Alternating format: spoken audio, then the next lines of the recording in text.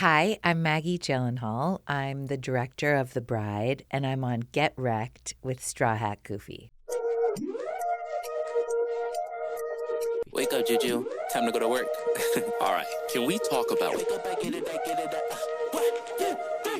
wake up, I get it, I go with everyone saying I'm up next. It's not my fault that the vocals are gold, that making the haters so upset. My life is a movie, the way that I roll. They saying I'm goofy, but baby, you know I'm making everybody upset. Cause we the best, how we get wrecked, and I know we gonna get bread, we gonna get bread.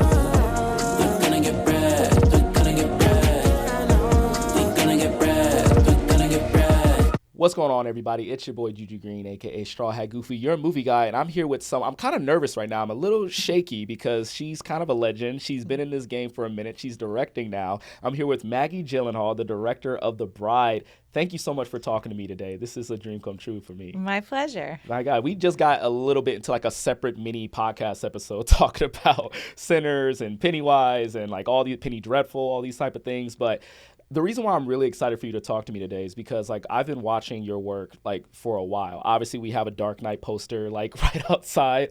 I promise you that was out there before you got here. It's very organic.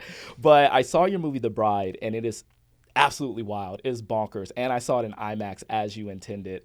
And we're going to get into that for a little bit. But I got to know, what did you think when you got this email, call, whatever, and you heard that a guy named Straw Hat Goofy wanted to interview you about your movie? Was it strange? That's a good question. Yeah, I was like, what's that? and everyone was like, no, it's really good. They said, and they sent me this list. They were like, "Oh, this is really good," and like, he's interviewed all these really interesting people, and the interviews are great. I was like, "Great, okay, let's go." Well, just so you know a little bit about me, I told you a little bit off camera, but my name is a kind of a amalgamation of two of my favorite things ever. Obviously, Goofy. My favorite Disney character is Goofy because I feel like he fits me a lot, you know, especially with the movie, The Goofy Movie. But the second thing, and a lot of people, unless you're an anime fan, don't know, is it is a allusion to the character Straw Hat Luffy, who's an anime character in the story One Piece. And I find that story is the modern day, the Odyssey. I think it's probably the greatest story of all time. It's a story about a boy trying to become what is known as the Pirate King. And it's been going on for, like 30 years now. And so I've been watching it since I was a kid. It's still going right now. It's something that I'm absolutely upset with. All my tattoos are One Piece and Straw Hat Luffy related. So a lot of times I have to like explain like what that name is, but I love it because again, I find that it's very important to, when you have a passion, you wear that passion on your sleeve, right? And that brings us to our very first question of the day. And I heard you were prepped for this. What I like to do. I'm probably not. Okay. I feel like you are. I got a lot of like faith in you on this. Okay. So what I like to do is I like to get to know my guests because I feel like when people tell you their favorite movie or their favorite piece of art, it tells you a lot of who they are. Right. So I need to ask you, like, what is a movie that changed your brain chemistry and created the building blocks to who Maggie Gyllenhaal is? Not prepped. But it's a big question. It just depends on like when we're talking about, you know, like I think about,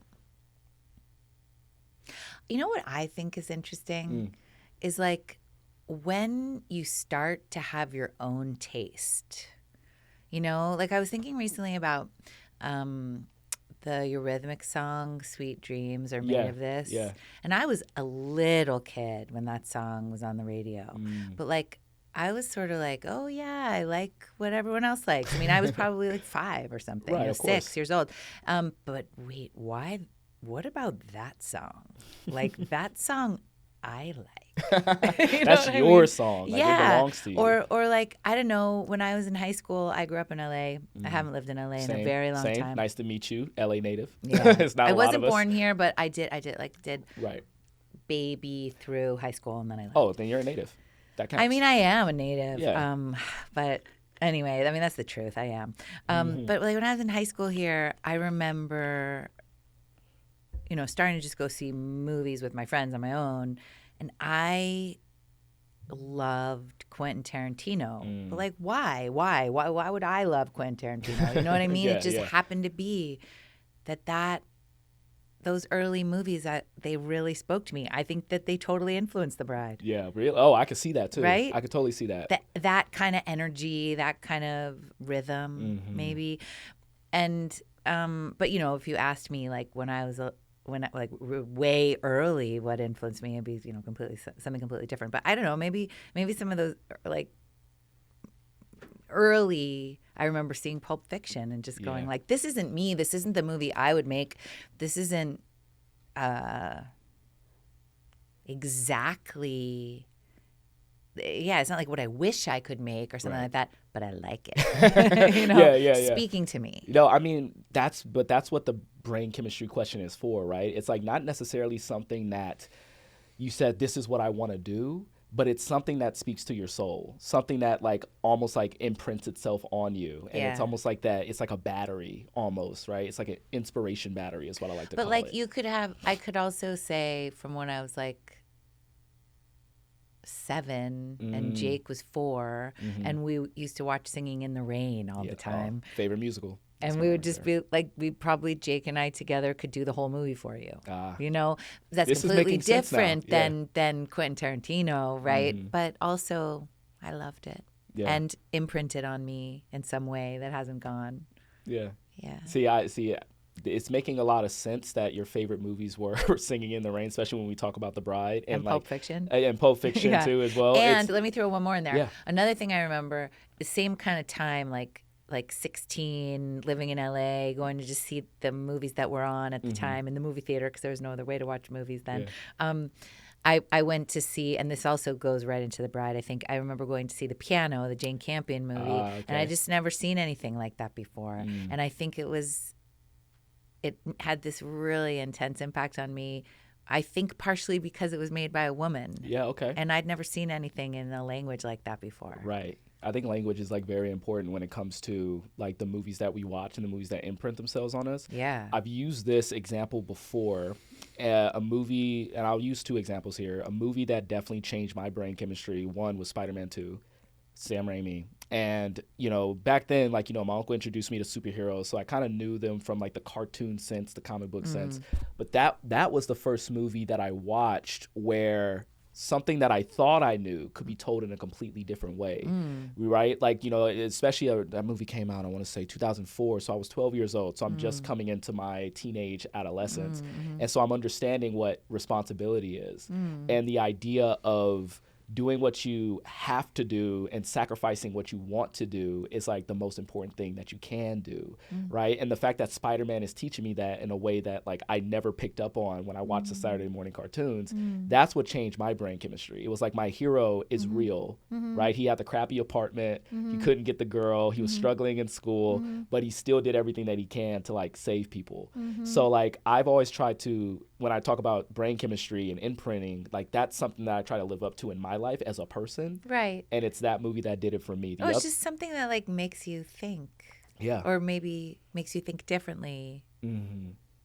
That's literally boils down to brain chemistry altering, right? Like the other one was Juno, because I think that was the first indie movie where it felt something. I watched something and I chose to watch something that felt human and small. Right? Like ordinary. Like this is like the lives of an ordinary person. Like I wasn't trying to watch like the biggest comedy and the biggest action. It was like, no, this is a story simply about a girl who made a quote unquote mistake and she's trying to deal with the ramifications of that. And the comedy was different than anything that I've seen before leading up into that point. And I didn't know it, but that is what kind of put me on my self-education on film. It made me hunger for different types of film after that. There's this movie called Where is the Friend's House that's made by this Iranian, write it down, this Iranian director called Kiarostami, who's dead, but super sexy, I have to say. Anyway, the movie's not sexy. The movie is just, it just reminds me of what you were saying. It's just about a kid who... I mean, it's really not a sexy log line, but it's like about a kid who is trying to get his friend's homework back to him before the next day. That's it. That's all that happens. But it is so beautifully made and so beautifully done, and you end up caring so much about this kid and what he's trying to do. And it's kind of a good example of that, like the tiniest little thing that a movie can make you care about. You know, I love that. Okay, I wrote it down. Where's the friend's house? I'm putting that on my list. We just been wrecked on Get Wrecked with Maggie Gyllenhaal. Thank you so much for that. Sure. Now, I want to get couldn't be more different than The Bride, but listen, but it's still like Yeah. I feel like no matter what we watch, you know, these things attach themselves to us, and in some way, shape, or form, and we might not even notice it. It built on our creativity and it built on who we are as people. So all the time. That's why I asked the question. Yeah. Now, you want to talk about building. Like, obviously, like I know a lot of people. You made your directorial debut a couple years ago with The Lost Daughter. I watched it last night to prepare for this. Harrowing stuff. It was kind of fucked up. If I could say, as a parent to an 8-year-old, I kept going, just kiss the boo-boo, just kiss the boo-boo, right? You know, give the doll back. And so, like, I kept wondering to myself, and I felt like I needed to ask you this, like going from an actress who, you have your craft down pat, and then you make this transition to director. Like, you know, I'm imagining you being on your sets and you're taking your notes and you're learning from other directors and things of that sort. And then you get on your own set for the very first time. Yeah. And I need to know, like, what was your feeling, like, stepping onto that first day of set? Like, was there nerves? Was there fear? Was there a confidence? I mean, it's interesting. I actually was talking with Ryan Coogler about this just the other day. He was saying, as a director, he has barely worked with other directors. You know, maybe as a producer, but it's such a different kind of experience. I've worked with so many directors so intimately. That's such a gift, right? Yeah. Some of them like broke my heart. Some of them really showed me this is what I know I will never do. Almost like when you're a kid and you're like, when I grow up, I will never, ever let this happen. And other ones were just incredible gifts to me and taught me so much. So, I mean, in terms of like working with actors, I felt so excited by that and being able to offer actors something that I had rarely been offered or had never been offered. You know, that I felt, it wasn't confidence so much as kind of curiosity and excitement. Yeah. But then there was the whole rest of making a movie. And I will say, like, when I started to work with my cinematographer on The Lost Daughter, I remember thinking, I don't really care about light and framing and lensing. I just care about honest storytelling. Right. And then pretty much the moment we started working together, I remember she said to me, okay, opening scene, let's discuss it. She's French. She's like, and it was COVID when we were prepping. And so we were on Zoom. She just described to me the light. And I did, and I could. And it was actually very important to me. But on that movie, I was learning, well, how do I then create that? And we had like 4 lenses. We had no money, you know? So I'd be like, I just think I might hate a 50, right? Which is sort of like a sort of regular lens, right? Where you're just like, oh, this looks like TV, you know? Right. It turns out that's not true. Okay. And my next EP taught me, no, 50, 58, that can be a beautiful lens. But I was learning the very beginnings of a new language on that movie. Now, I was scared for sure, but I think almost sometimes when you do something for the first time and you don't know how little you know, you're like less scared. Then coming in the second time, I was very, very scared. I was like kind of terrified coming into making The Bride. Not just because the scope was so much bigger, which it absolutely was. Yeah, it's a big jump. But I also knew like this shit is hard. And you know, and I knew I was going to start this movie in one place and end it somewhere very different as a person, as an artist, but like also just as a person. And so I think I just keep really learning so much. It's wild. I think of like your education when it comes to like from the first one to the second one. I think and you can correct me if I'm wrong on that, it's like knowing what you know now, and you now have all these options at your disposal. You almost get paralyzed with like, well, how do we accomplish this exactly? Did you ever feel anything like that? Because again, this is a big movie. You shot this in 1:43 IMAX, right? Like, so. Well, I shot the movie for like a big, large format. I've basically thought, okay, I made The Lost Daughter, tiny little movie, but it hit a vein, and it hit a little vein, but it did. And I was like thinking about why did it, And I think because all of us involved were trying to be honest about something that's hard to think about and hard to talk about. And I thought, okay, what if I did that for this movie in a much bigger scope? Yeah. What kind of vein would it hit? If we're being honest about stuff that is hard to be honest about, but in a pop way, like in a bigger language. And so, yes. So when I first, when we were greenlit to make the movie, the studio came to me and said, would you consider making it for IMAX? And the truth is, that's what, just for your listeners, I don't know how many of them know about 1:43 aspect ratio. Right, We're learning. Yeah.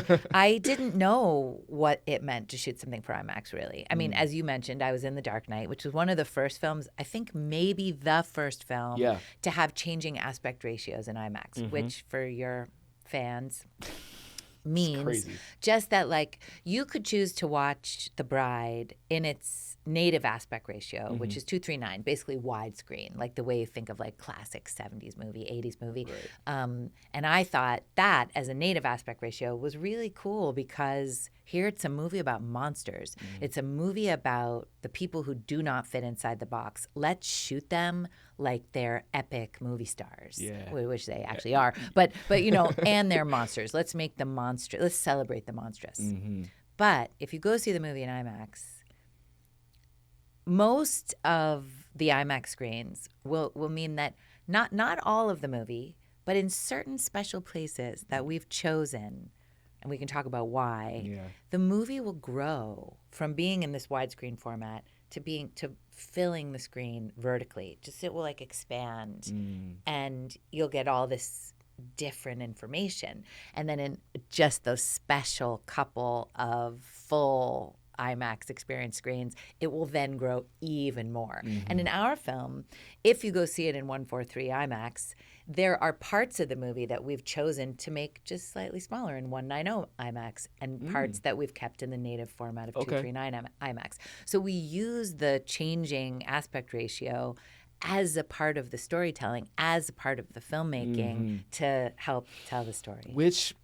And I feel like, again, you say, for our fans, for people who don't know kind of like the ratios of IMAX and things like that, and I say we're learning, and I really mean that, because, Ryan, as we talked about, he put out this amazing video with Kodak explaining it. But then you watch a movie like Sinners, and you understand, like, why certain scenes change aspect ratios. And he's like, we had Autumn Durrell Akropal, who DP'd Sinners, on here, and she talked about like showing the beauty of the landscape of like the cotton fields, like a place that's normally a very dangerous place for African Americans in the South, but there's still an elegance to it, and that aspect ratio kind of like shows it off, so it fits into a narrative standpoint. Right. And I think it's funny, when I was talking with Ryan, he said something interesting to me, which is really echoed in my head. Actually, he said for him, when he saw The Dark Knight that I was in, he saw all these tools and started wishing he could use them. And for me, I actually had a totally different experience with it, where I was learning about the tools as I was using them. And that's a really interesting way to work. It does involve terror and also like massive excitement. But the other thing it does is, because I just didn't consume IMAX. I just didn't really know about IMAX. To be honest with you, I saw the Dark Knight premiere in IMAX, but I didn't really know. I didn't know we were watching it in IMAX. And maybe I'd seen like a rock climbing video at the Museum of Natural History in IMAX or something, like, not video, like film. I didn't know. I really didn't know.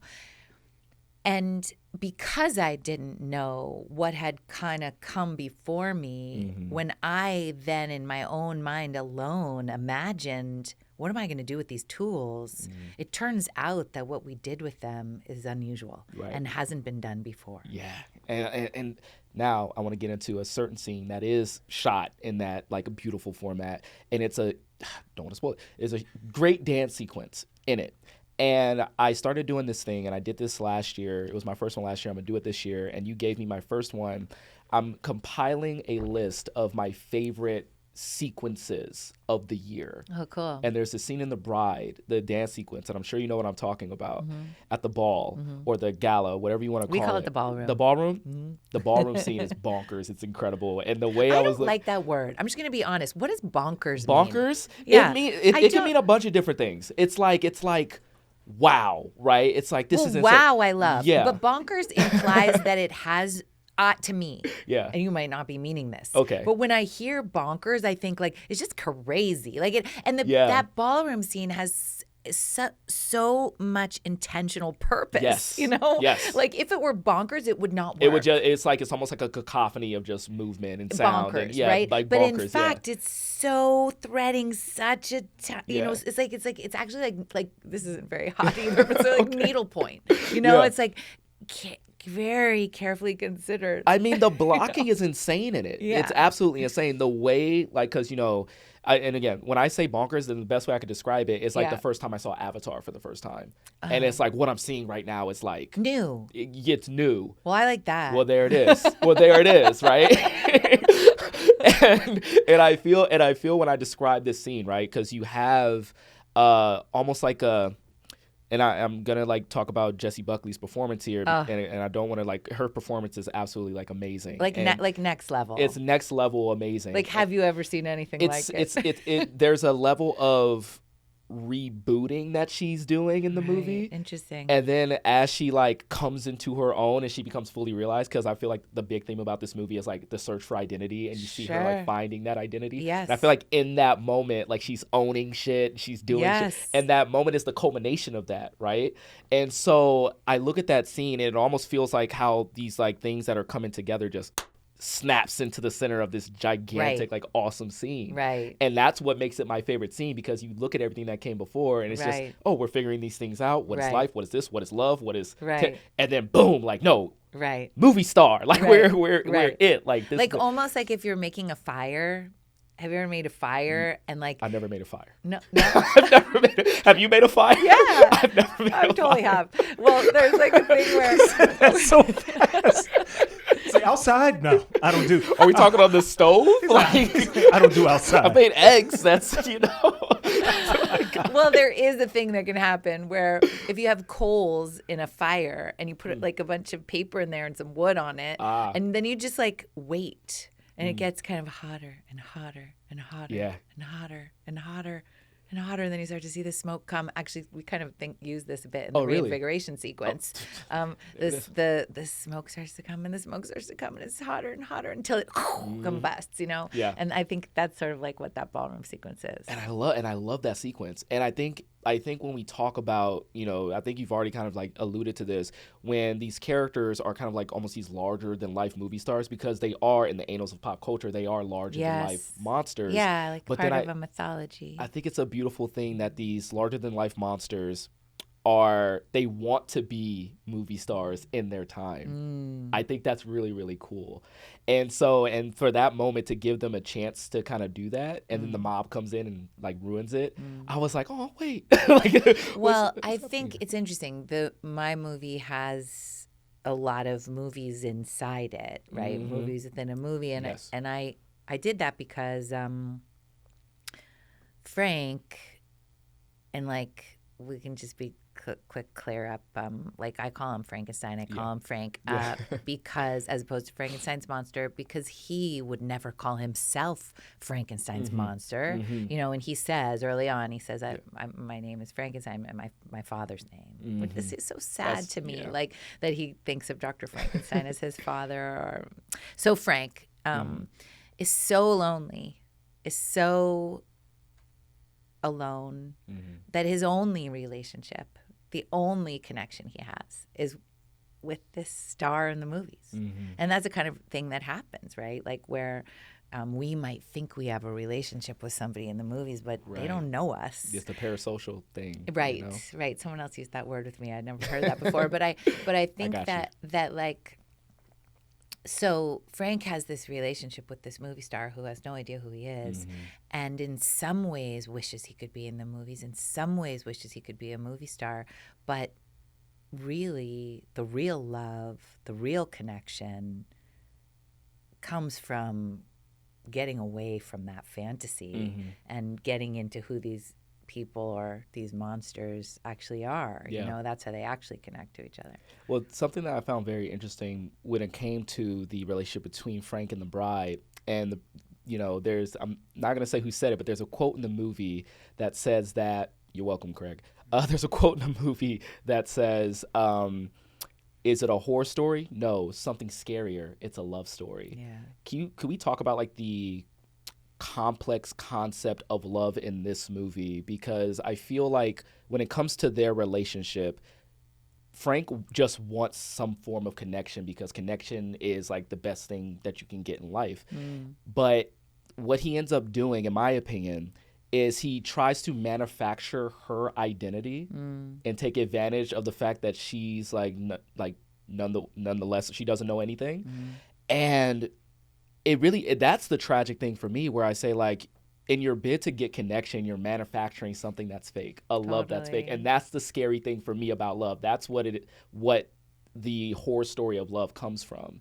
But can you kind of like elaborate for me, like that complex, like balancing act of horror, love? Okay, let's start just with the concept of The Bride of Frankenstein, which is kind of pretty much, most people know it. Let's give Frank the most credit we can possibly give him, which I really hope I did. He's totally alone. In my film, he's been alone for 100 years. And, nobody raised him, loved him, cared for him. Still, like, no one wants anything to do with him. But he's so smart. I mean, if you take the Frankenstein from the book taught himself French just by like sitting next to some people, listening to them talk in a barn for a couple days. He like finds a suitcase of philosophy and reads it. I mean, he's super smart and so vulnerable. And from the moment he can speak in the book, he's asking for a mate. And so in my film, this really wonderful guy, yes, monstrous, yes, full of rage, yes, full of violence too, fair enough if you look at the life he's led, but all he wants is a mate. And I hope we can understand him and empathize with him. I mean, I certainly have felt super lonely in my life.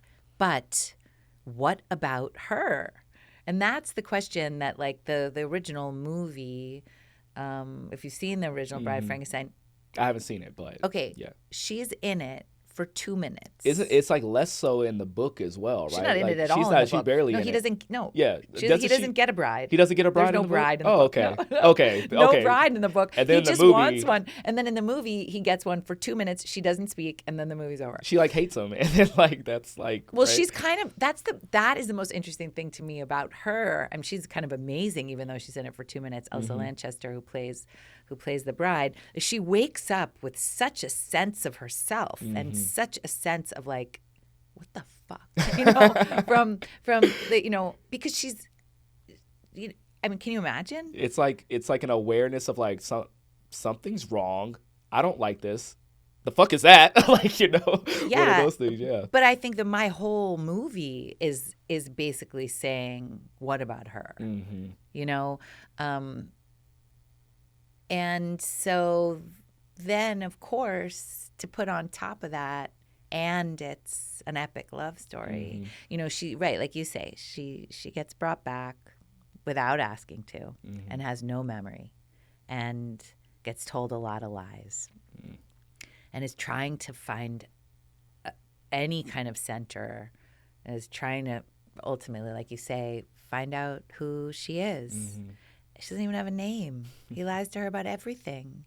He kind of names her after first kind of Ginger Rogers, and then fixes that. And then he fixes that. She doesn't think about that. She goes, "Oh, really? No, right. I'm joking.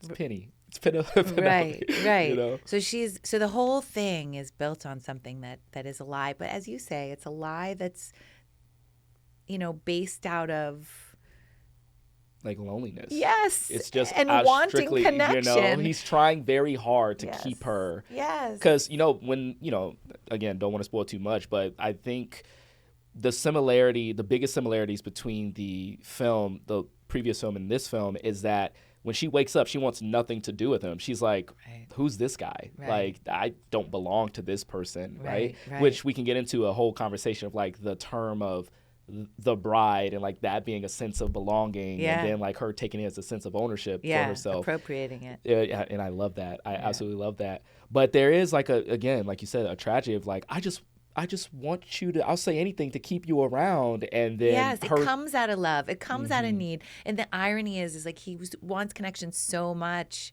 that he's like, he's shooting himself in the foot. When he finally, really, without giving too much away, it's like the only way to get to real love and connection is with something honest. Yeah. And yet, like, which one of us who's a grown-up, who's been in love, hasn't encountered some lying here and there? No, yeah, for It's sure. like, it happens to everybody. I never lie when I get into relationships. Or get scared or fall in love. Like, Right. It's hard. Something that I really want to because I love this conversation of the bride, because again, she does have, before and in her introductions, very sparing appearances and fleshed out parts of her story. And I feel like it feels to me that you were giving the bride a chance to rewrite her story. Right. That she couldn't get before. Right. And I think there's a line, I'm not going to say who says it, but I couldn't say what I needed to say before. Right. But now, like, You can talk about Mary Shelley. It's okay. Mary Shelley. There's Mary Shelley in this movie, and I love Mary Shelley. Okay, and I love that she's actually a person like expressing her thoughts. But she's and also like a fucking badass. she's great. I love everything that was coming out of her mouth. Yeah. She's like, I've been in this fucking shit for eternity, 1,000 years. I don't know, but. I mean, we're not supposed to talk about it too much, I guess. Sorry, sorry. I really want to talk about this when I get into the nitty gritty of it. But anyway, I do feel like, the best decision that this movie could make is like truly stating like, this is the story of the bride if she was given a story, right? And where does that go? Where does that take her? Like, how does she find herself? And that is like the interesting thing about Jessie Buckley's performance, right? Where again, it's almost like she's rebooting, and then it's almost like the let me know if this is a bad Rebooting. comparison. I like that. Right?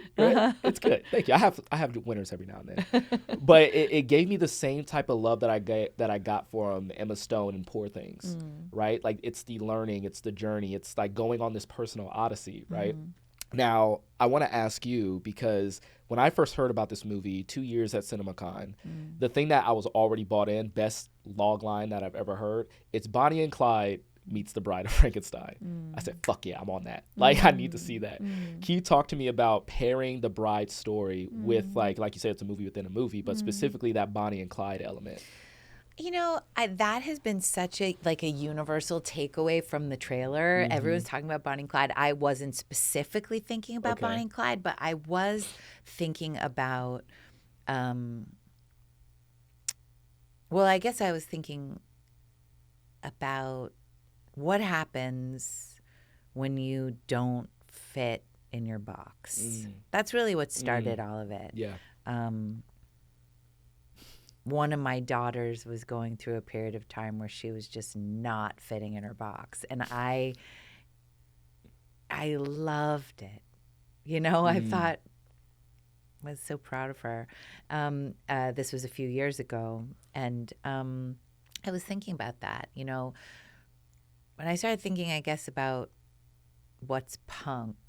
And yeah, of course, there's like the 1980s punk, which is cool and interesting, and but like it's a different type of punk. Here, I mean, And what if punk just means like a celebration of not fitting in your box, even if it's really freaks people out. Yeah. And the thing about Bonnie and Clyde, or say Badlands is a little different maybe, but True Romance, that kind of thing is Thelma and Louise. The Queen and Slim. I'm gonna throw that out there as well. People who have broken the law, and yet we're really rooting for them. And it's not that we're rooting for any of those couples to be violent and like lose themselves to rage. Like we're not rooting for that exactly. We're rooting for their spirits to be free. The freest version of themselves that they possibly could be. And thank you for saying that, because there are moments in this movie where some moments of extreme violence will happen. Yeah. But then you cut away to a woman witnessing it. And there's I think this happens 3 times in the movie, but there's this glimmer in their eyes where to them, yes, this is like a moment of violence, but they recognize how much of an act of like defiance it is, an act of resistance. Well, I've thought a lot about this violence because, you know, I've been taken to task a little bit about the violence in the movie. And in fact, it was initially even more violent. Oh, the NPA got you? They got to. Actually, a little bit, yes.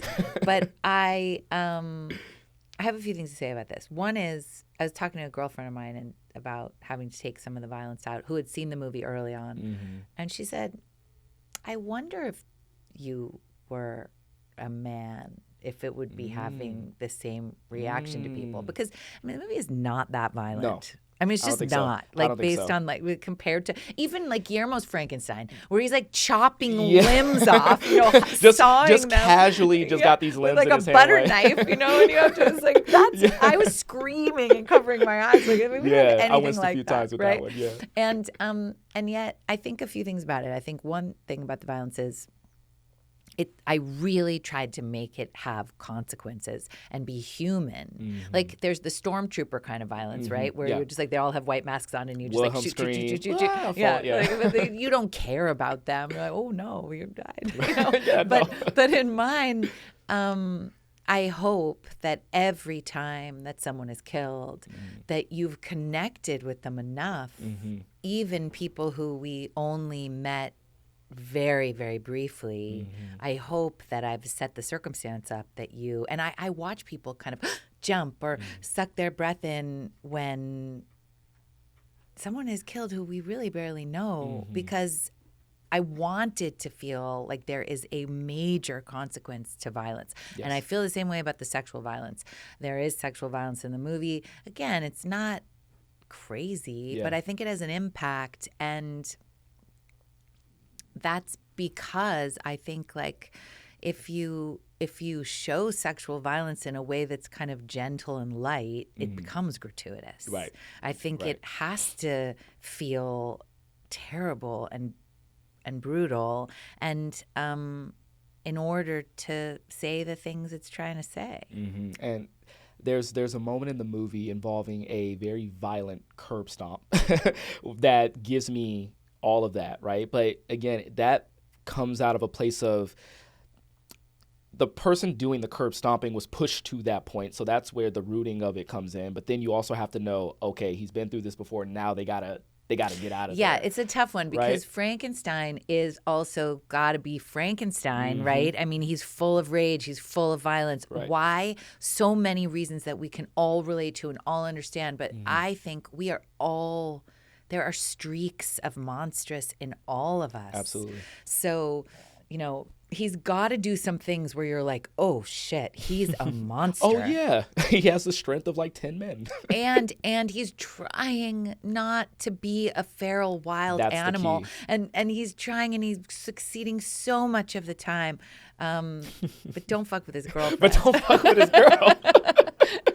And that scene built so much tension where you're just kind of like, guys, you're gonna have to stop. You're gonna have to stop. And he tries. He really tries really hard. But then again, you know, we have to say she's also a monster. Yeah. And she also has some wild, feral, monstrous reactions to things. I mean, I like that. We're getting into spoilers now, but I just like that the vestiges of her actual life is still kind of like in there. Yes. And they're still very much present. That's very true. And so whatever she does, and she may not know why, right. you're just kind of like, oh no, this was something that's already been programmed into her, right? I don't want to say programmed, but something. But in a way, because you know, don't you think we do have things programmed into us? Like the first time they try to have sex. Yeah. And it's like she's doing her programmed thing, which is not what he wants. Right. And, you know, it's like she's this vestiges of like the life that she was leading before she gets brought back. And I think, you know, in a way, like that happens to them both all the way through the movie until they get really real. Yeah. And I like when they get real too. Me too. Like it's, you know, and that's, there's a moment in this movie, there's a lot of moments in this movie where I think to myself, this might not work. Like, you know, there's going to be a moment where, you know, they say goodbye to each other or hate each other after everything that they've been through, when these two are the only two people who are going to know what it's like to experience this life together. Yeah. So to have them say goodbye, I was actually afraid of, what are they going to do? What's going to happen? I know. And then there's this moment where, you know, there is the understanding, there is the real love, and then you're just kind of like, okay, somebody don't fuck it up. Like, just, you know, just let them have it.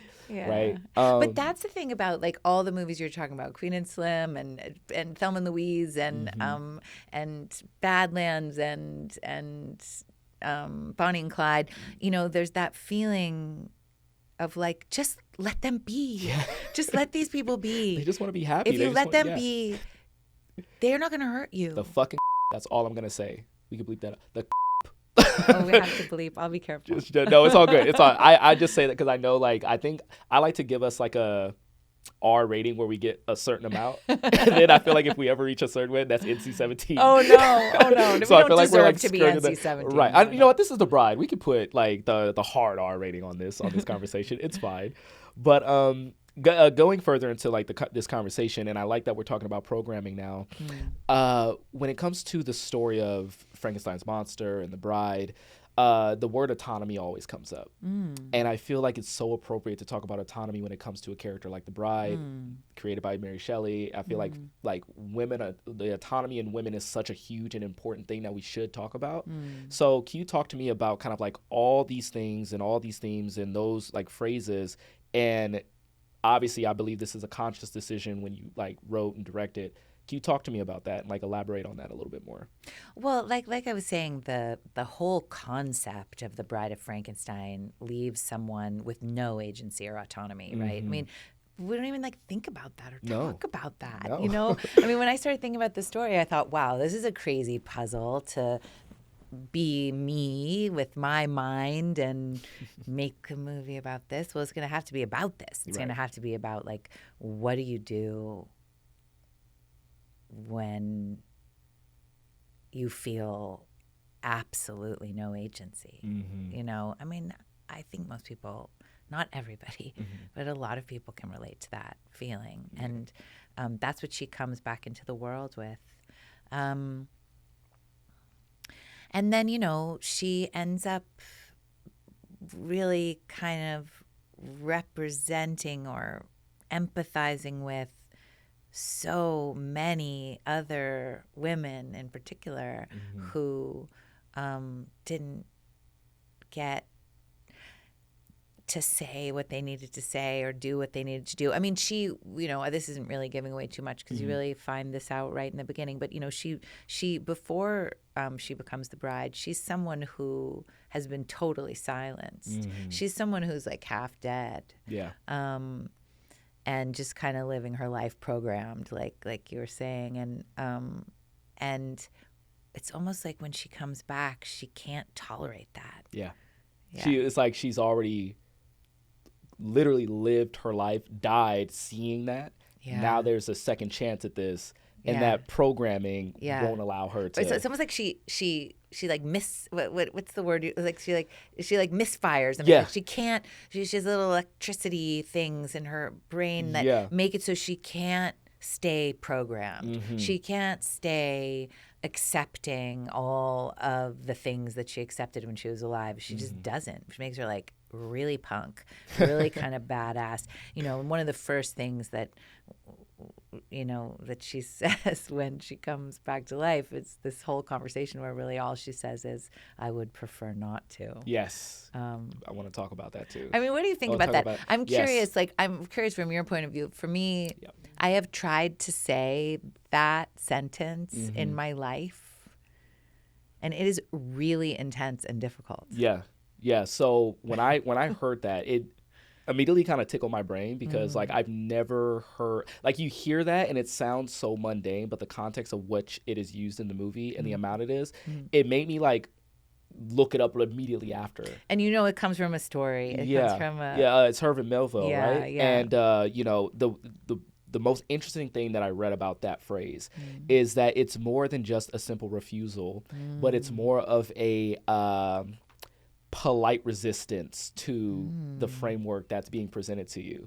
I love that. A polite resistance to the framework that's being presented to you. That's true. And I just love like the fact that, especially again, I'm not a woman. I try to kind of like empathize and understand and just listen.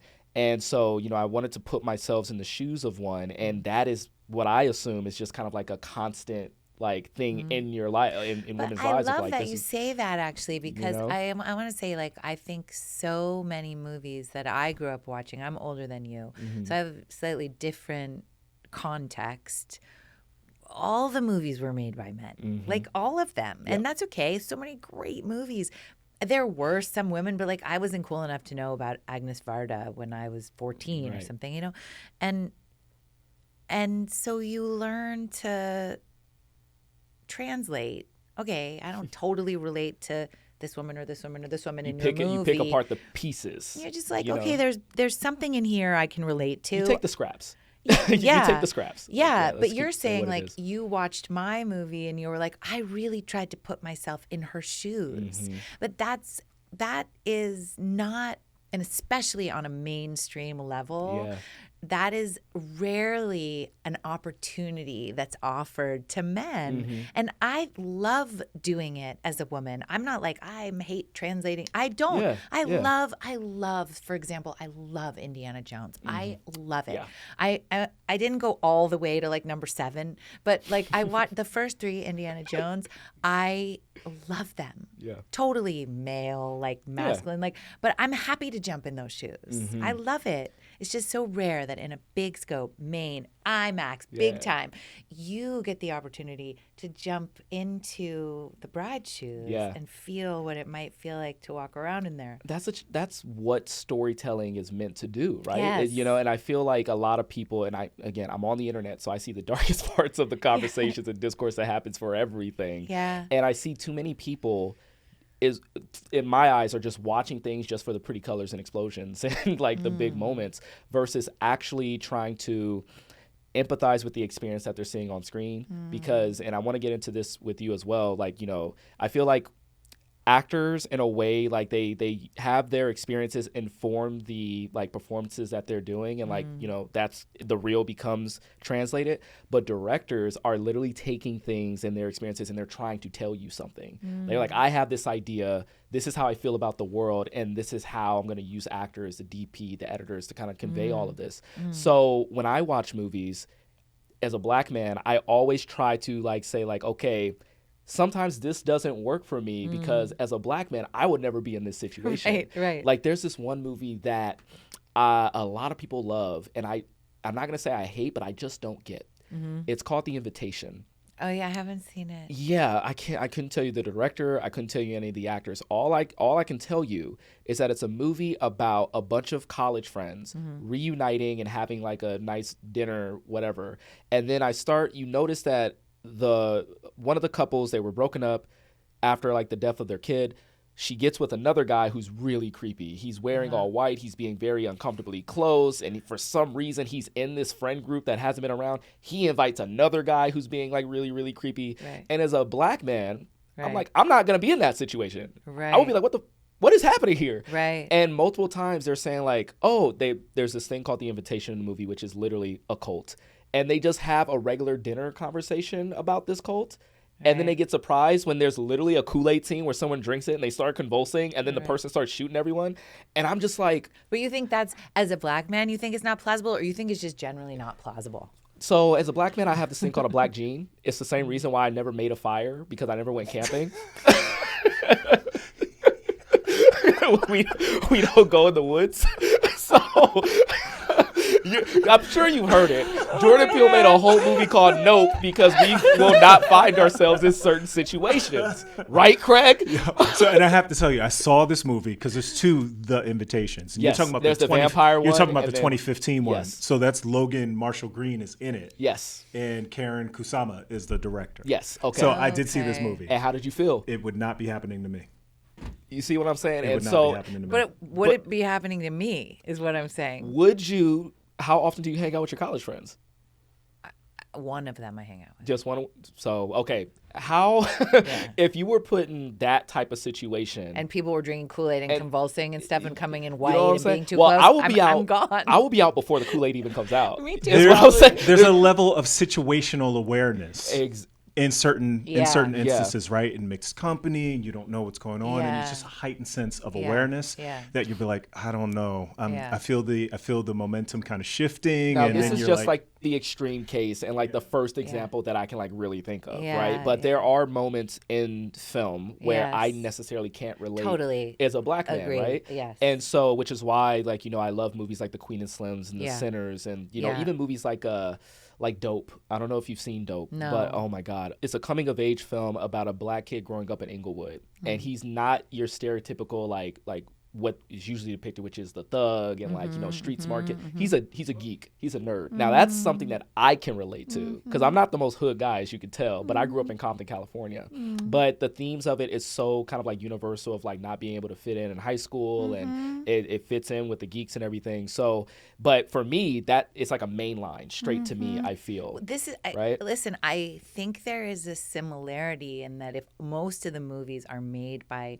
people who look a certain way and have a certain experience, then if you don't look that way or have that experience, there's going to be a lot of translating you're going to have to do. Exactly. And like translating for me is always kind of like, how do I empathize with this character? How do I like try to, you know, and so with movies like The Bride and like I try to watch a lot of movies with like women in the forefront. One of my favorite ones is Booksmart, which a lot of people will accuse of being like Superbad but with women. but I'm just like, it's pretty different. Like there's many Superbad. There's pretty sure there was many Superbads before Superbad even was Superbad. But you know, I just find it, again, back to my original point, when people watch film, sometimes they watch it with like blinders on without like an ability to empathize and sympathize with what's happening in front of them. And that to me is just it's kind of like a sad thing. It's almost like I don't want to say the death of media literacy. I mean, I feel like that's what I'm here for, to kind of like this is what I see, and like I hope you can like understand this as well.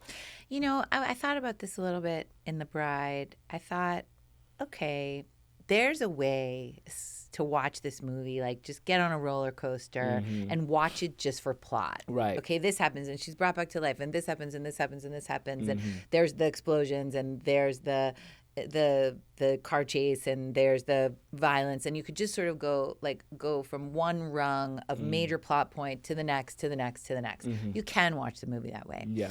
If you watch the movie that way, I would say you get 20% of the experience. Right. It's still an experience you can have, you know, but really there's an opportunity to have like a much more immersive experience that involves your heart, that involves your mind. I mean, I don't think the movie tells you like this person's good, this person's bad. It doesn't. You have to go, ooh, whoa. This person that I just thought was my hero just bashed someone's head, and okay, now what do I think about him? And then you're engaged. Then you're like actively involved in the movie that you're watching. So I do think that this movie, I hope that people take the whole trip, you know? I like that. You're reminding me, it seems like an aside, but this fits into like my experience and worldview, and I'm gonna just share this with you. I told you I worked in advertising for a while, and one of my favorite ads was with Michael K. Williams. Like, rest in peace, man. He's incredible. And he was in this ad for, I want to say, from The Wire. And he's in this ad. It was for some type of like news article. I want to say it was the Chronicle or something like that. And the spot was simply called "Ask More Questions," right? And it's literally just him sitting in a chair and he's talking to a version of himself, and he's simply asking, "Am I typecast?" And he's having this whole conversation, like defending himself and explaining, and like it's really interesting. But he's just asking all these questions to understand himself more, understand the roles that he plays, the reason why he was cast in some of these roles. And so I feel like exactly what you're saying, like open up your mind, open up your heart whenever you're watching something, ask more questions, be more curious, and then there's the opportunity to kind of like have more than just like you can enjoy it for what it is, but there's an opportunity to like go more than like surface level on certain things. Yeah, because I don't know, I get so bored if I'm just on surface level for too long. Same. I mean, I could do a little. Yeah, I mean, I could do a little. There's certain movies, like if it's like a B like zombie movie, I'm like, okay, cool. Like just give me people. For me, I could do it for a minute. I could do it for like a few minutes. I could do like sort of like fashion for a few minutes. Okay, yeah. And then I get bored. I mean, I can't. I want to be asked to come out of the movie different than I went in. Even if I hate it. You know? I had a drama. The reason why I'm here today is because of a drama teacher that I had in high school. And he said something that forever changed my entire like view on the world. I think this was in my sophomore year of high school. And he says that if a movie is good or bad doesn't matter as long as you felt something. Like as long as that is what matters. And so even when I see something that I walk out and I go like, ugh, right? Yeah. I'm still kind of like, at least I experienced that. Like, and I, you know. Or sometimes something will make me mad. Yeah. You know, I'll be like, no, you know, upset me. And even that's like worth it. Right. I think. Because otherwise you actually don't care. It just falls right off you. I think that's, for a creative, I think that's kind of like the worst. The worst. When you don't feel nothing. Yeah. Nothing, just apathy. Ugh.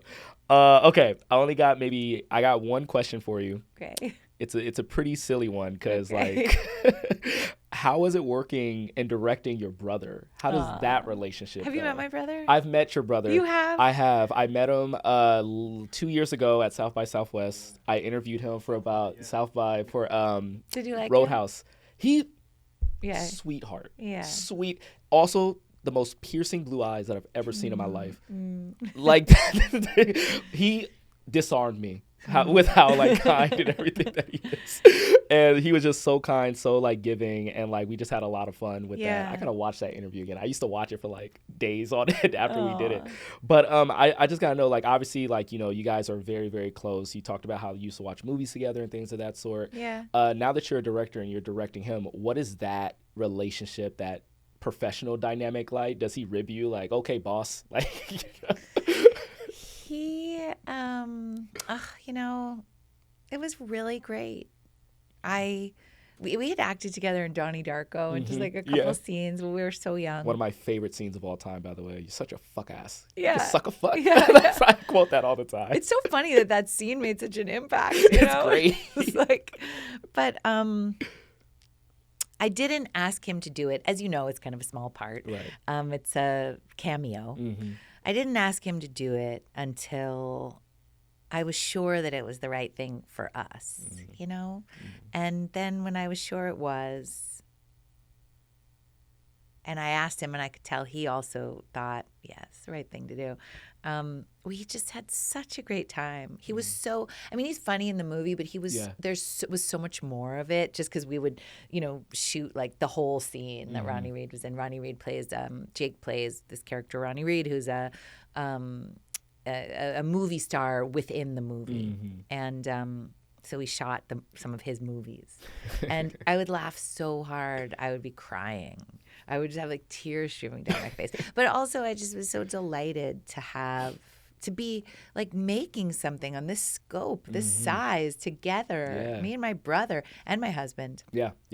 See, listen, all this is like a family affair, and I like that. Yeah. Like, again, something with this scope and scale, like when all of this was coming together, did you guys all sit at a table like the night before and go, all right, team, like, let's do it? Or What is that energy like? You know, I mean, on some level, I guess, but like, you know, here I am, like captain of this massive ship with all of these pieces, and they kind of popped in and popped out. Yeah. Both Peter, my husband, and Jake, like popped in, popped out. And when they were here on the ship, you know, I was like, I'm like on the storm, like stormy seas, and it would be so nice to have them, and such a pleasure, and so comforting, and you know, so loving to have either of them on set. I gotta say, that's gotta feel nice to like know that you literally have like family at your back. Right? Yes, literally, it did. It felt great.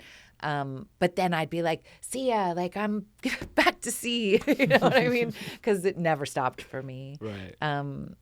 And of course, Peter, my husband, who is so wonderful in the movie, he's also like taking care of our kids while I'm working. See, that's another layer that I didn't even think about. Yeah. You know, and he's great. He's great in the movie as well. I kept wondering to myself, like, what's going on with you? There's more to you. Yes. Like, what's happening here? Yes, and then you get to find out. And then obviously, like, you know, he's been on both of your movies now. So now I have to ask, like, do you plan to have like your husband be like a cool little Easter egg in all of your movies moving forward? Kind of, yeah. In fact, I made a short film during COVID.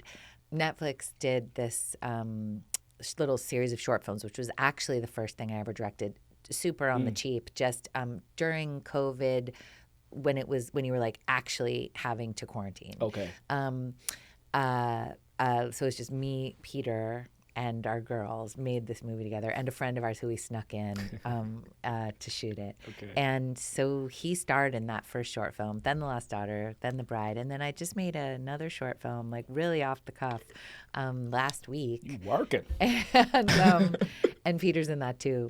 Peter's an Easter egg in that one. I like that. It's true. See, I'll be looking for all your movies. I'll be looking for Peter as well. Very, very, very last silly question. Okay. How many times and how annoying does it get for Peter when people mistake him for one of the Skarsgårds? Yeah, it's funny actually. Stellan Skarsgård, who is nominated for an Oscar now. Yeah, so is Jesse as well. Yeah, so is the brilliant Jessie Buckley.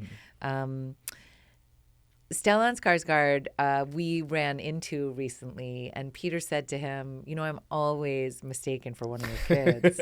And he was like, you're welcome to join the family. You know? You're one of us, buddy. Yeah, I mean, he kind of is. He could be in that family. I mean, it's believable enough, right? Yeah. I mean, they're all handsome. They're all like great actors. Kind of like Nordic. You know? Yeah. It's like he has all this talent. He has to be part of this family. Yeah, so if he could be sort of like Robert Duvall in The Godfather. Yeah. Oh, yeah. Like, he's like the cousin that comes in. Kind of brought in. Now I need there to be a skit with the Skarsgård and the Sarsgaard. Totally.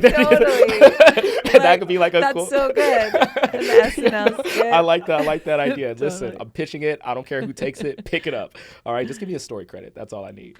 Well, Maggie, thank you so much for talking to me today. Yeah, it was such a nice interview. This was great. Oh, yeah. See, look at that. You guys heard that. We're going to play that on a loop before this is out. Guys, thank you so much for listening and or watching, whether it's on YouTube, Spotify, or iHeartRadio, wherever you get your podcasts at. And remember, if you like talking about movies, can I be your movie guy?